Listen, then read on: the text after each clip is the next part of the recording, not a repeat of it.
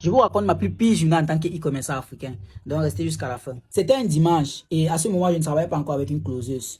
Donc, j'avais tout pour habitude de me réveiller le matin et appeler tous mes clients moi-même. Je décide donc de commencer par un monsieur, il vivait à Makepe. J'appelle le monsieur, il décroche, commence à wattiser. Je lui dis que c'est pour la commande qu'il a passée en ligne et tout et tout. C'est donc comme ça qu'il me dit qu'il vit à Makepe, mais qu'il est en train d'aller faire sport à l'hôpital général. Donc, on va se prendre directement à l'hôpital général. C'est comme ça que moi je sors à Niala, je prends la moto, j'arrive directement à l'hôpital général. Quand j'arrive, je fais 30 minutes, j'appelle, il ne prend pas les appels, j'appelle, il ne prend pas, j'appelle, il ne prend pas, j'appelle, il ne prend pas. J'écris même les messages, il ne répond pas. C'est donc comme ça que j'appelle une autre commande, je pars à Bonanjo, je livre, ensuite je pars à Bonapriso, ensuite Bali. Après, je rentre à Niala à la maison. Quand j'arrive à la maison, le monsieur m'appelle. Il me dit qu'il a vu, il a vu les appels manqués, il est en train de faire sport et le téléphone était dans sa poche, était dans son sac. C'est donc comme ça qu'il me dit qu'il est déjà retourné à Koto, qu'il est retourné à Koto, que je viens le trouver à Koto. C'est donc comme ça qu'il prend la moto, il y a là, pam pam pam pam pam, Carrefour Koto, Koto immeuble. Quand j'arrive à Koto immeuble, je l'appelle, il me dit que prends la moto 100 francs ou 150, je dis qu'on te laisse à Baden-Baden.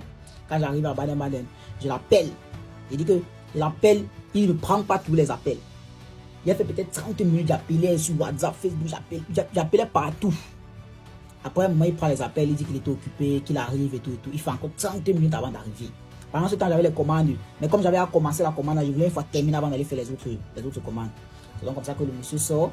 Quand il sort, il arrive. La première des choses qu'il me dit, c'est que si c'est la contrefaçon, je ne prends pas. J'ai compris que le monsieur, c'est un monsieur qui aime les problèmes. Il dit que vous avez tout tendance à vendre des produits sur les trucs que vous fabriquez vous-même et tout et tout et tout. C'était le premier client qui me parlait des histoires comme ça parce que j'étais peut-être à la 80e commande. C'est comme ça qu'il prend mon produit, il passe sur mon site.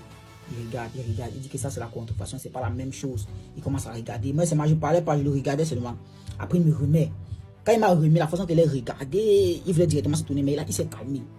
Il dit qu'il ne peut pas prendre parce que c'est la contrefaçon, ce n'est pas ce qu'il a commandé. Il me dit que le jour qu'il avait trouvé l'original de mon produit, je l'appelle qu'il va prendre.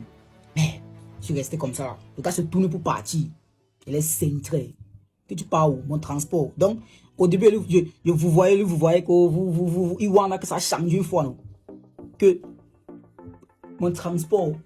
Il dit que ne sais même pas ce que tu veux faire là. Si on peut comme ça, tu ne peux pas me montrer les impôts que tu payes. Il dit qu'on peut comme ça. C'est même ce qu'il veut.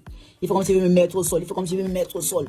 La règle le 5 très avant de bouger, c'est là tu vas donner mon argent. Les Benskine sont venus. Il y a certains pères qui rentrent du sport, ils sont venus. Ils ont commencé à parler. Mon fils, ouais, laisse, ce n'est pas bien les problèmes et tout. Il a dit qu'il veut partir comme ça avec lui.